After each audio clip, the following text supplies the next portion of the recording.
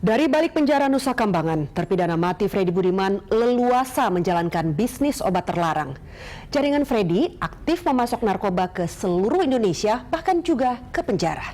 Ia melibatkan 3 saudara kandungnya.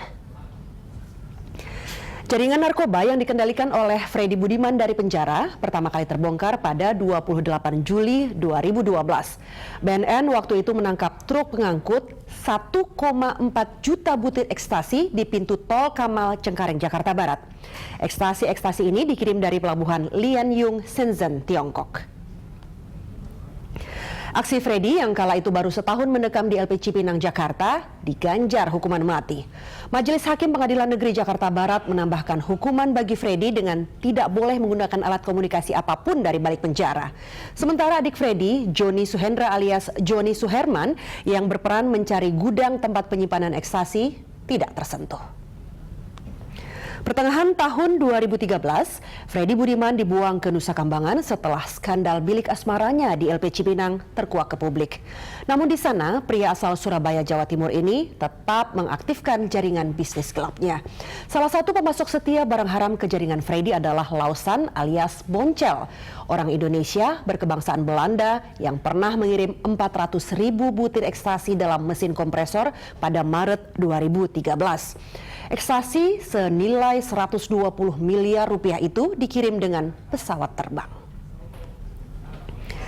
Nah, kemudian Februari 2015, Freddy kembali memesan 25.000 butir ekstasi dari Lausan di Belanda. Paket datang pada tanggal 9 Maret yang diambil oleh Aris dan Yanto, saudara kandung Freddy di kantor pos Cikarang, Bekasi. Kurang dari sepekan setelah paket datang, Freddy kembali mendatangkan 50.000 butir ekstasi. Yanto dan Aris ditangkap polisi saat mengambil paket kedua di kantor pos Cikarang. Sementara Lausan hingga kini masih buron. Dari nyanyian Yanto, kakak kandung Freddy, dan Aris, adik Freddy, polisi mengetahui rencana sang terpidana mati membangun pabrik ekstasi di Jakarta. Sejak September 2014, Freddy Budiman memerintahkan saudara kandungnya menyiapkan perlengkapan dan bahan ekstasi. Jika jadi, pabrik Freddy bisa memproduksi 3.000 butir ekstasi per hari. Semua bahan dan perlengkapan pabrik ekstasi disimpan di 2 tempat, di Ruko Mutiara Taman Palem, Cengkareng, Jakarta Barat, yang disewa Latif adik Freddy 70 juta rupiah per tahun, dan yang kedua di sebuah gudang di Jalan Kayu Besar, Cengkareng. Di gudang, polisi menemukan sabu-sabu 800 gram. Menurut polisi, Yanto dan 2 saudara kandung Freddy lainnya yaitu Aris dan Latif sebelumnya tidak punya rekam jejak di bisnis narkotik. Namun Freddy menggunakan Yanto untuk menjemput kiriman CC4 pada Oktober 2014 di depan Museum Bank Indonesia, lalu mengirimkannya ke Andre Hussein, narapidana LP Cipinang. Andre ditangkap polisi 9 April lalu. Dari kamarnya di LP Cipinang, polisi menemukan 122 lembar CC4 yang terdiri dari 2.000 helai kecil seharga Rp400.000 setiap helai. Rencananya CC4 yang efeknya 10 kali lebih kuat dari ekstasi ini akan dipasarkan Andre di penjara.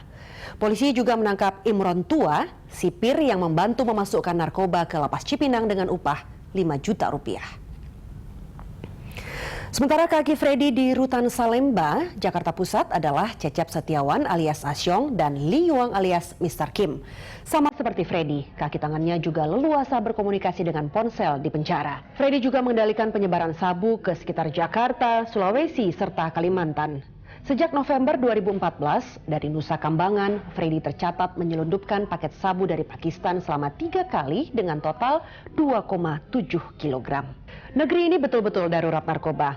Apalagi namanya jika petugas pun ikut bermain dalam bisnis haram. Semua yang melindungi bisnis narkoba harus dihukum berat. Masyarakat pasti tidak mau mendengar kisah sama berulang kembali. Saya Dika Amru pamit. Sampai jumpa.